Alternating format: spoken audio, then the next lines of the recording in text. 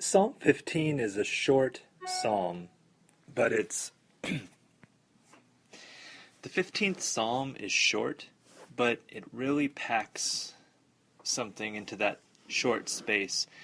It sets up this rhetorical question at the beginning. O Lord, who may abide in your tent? Who may dwell on your holy hill? And to put the thesis right out there in the front, what many theologians have said, perhaps most famously Dietrich Bonhoeffer, said that Christ himself is the fulfillment of the Psalms and the one who most appropriately praised them. And so there's one answer available. Who may abide in God's tent? Who can dwell on God's holy hill? And the answer is Jesus Christ. If we complete reading the psalm and hearing it, we realize the extent to which that really is true, that many other people, even those of us that live in community collectively and probably live into some of these things, never fulfill all of them. And so the whole of the psalm sounds like a description of Jesus Christ himself also. Those who walk blamelessly and do what is right and speak the truth from their heart, who do not slander with their tongue and do no evil to their friends, nor take up a reproach against their neighbors, in whose eyes the wicked are despised, but who honor those who fear the Lord, who stand by their oath even to their hurt, who do not lend money at interest, and do not take a bribe against the innocent. Those who do these things shall never be moved. Notice how this psalm is really committed to a specific moral framework, a way of thinking about how those who worship God and are near to God are to live in the world. And at the same time, that moral framework is very centered in, there are a lot of different moral frameworks out there that you can be committed to, and this one is clearly on the side of what you might call social justice. You have kind of some traditional values like not slandering and doing no evil to your friends, not taking up reproach against your neighbors, a real strong focus on reconciliation and truth-telling, standing by your oath. These are not completely surprising. But then you're also upright when you don't lend money at interest, and when you do not take a bribe against the innocent. It's good to remember that up until about the 16th century, it was actually just normal that Christians did not give out loans at interest. It was just standard practice. It was something that had been inherited from the ancient communities, and loaning out money at interest was simply looked at as suspect and immoral.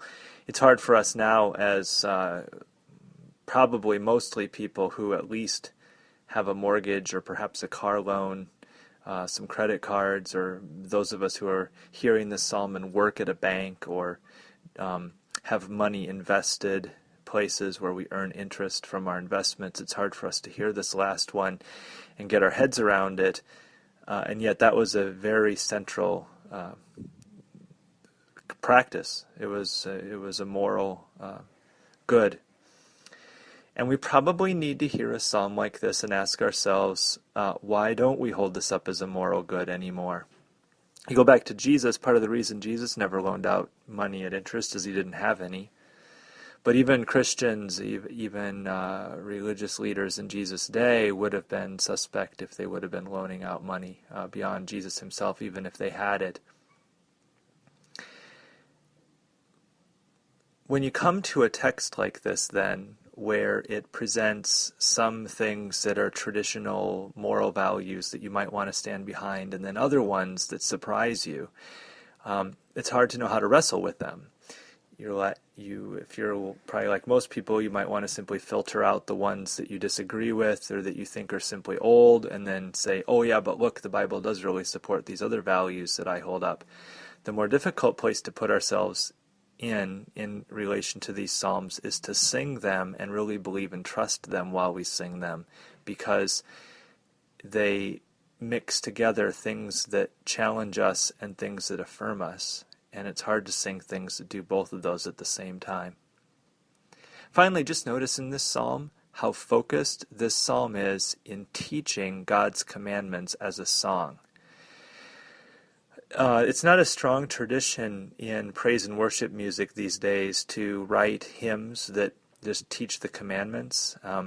Think through what you've heard on the Christian radio recently, or even think of classic hymnody that you've sung. How often does a song teach the law? But here you have a psalm that is in this tradition that's in the Psalms. You get like Psalm 1 and 19 and 119, all of which are celebrations of God's law. Here you get a song about the one who can dwell on God's holy hill and abide in God's tent, and you realize that right worship for the writer of this song is also right practice. Orthopraxis is orthodoxia. Right worship and right practice and right life all are tied together. So when we prepare for worship this Sunday and we sing this song,